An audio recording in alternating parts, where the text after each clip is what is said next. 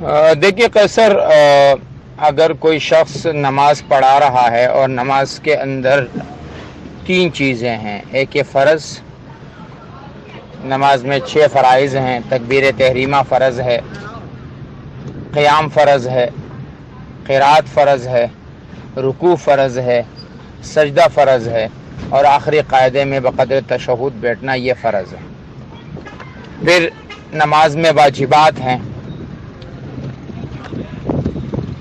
سورۃ فاتحہ کا پڑھنا واجب ہے، سورۃ فاتحہ کے ساتھ سورت کا ملانا فرض ہے، ان دونوں کا پہلے واجب ہے،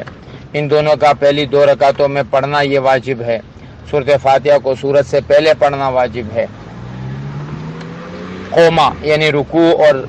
سجدے کے بیچ میں کھڑا ہونا یہ واجب ہے، اعتدال واجب ہے کہ رکوع میں بالکل کمر آپ کی سیدھی ہو۔ تو اگر کوئی آدمی فرائض اور واجبات کو پورا ادا کرتا ہے تو اس کی نماز تو ہو جاتی ہے۔ اب سنن میں کمی کس معنی کر کے ہے، یہ اگر وضاحت ہو جاتی ہے تو پھر اس کا فتویٰ دیا جا سکتا ہے کہ کون سی سنت چھوڑنے سے نماز میں کتنی کراہیت آتی ہے۔ سنت چھوڑنے سے نماز خراب نہیں ہوتی ہے، یہ تو بات یقینی ہے، لیکن کتنی کمی آتی ہے اور وہ کون سی سنت ہے، اس کے لیے اگر آپ وضاحت کر دیں کہ فلاں فلاں سنت چھوڑنے والے ہیں،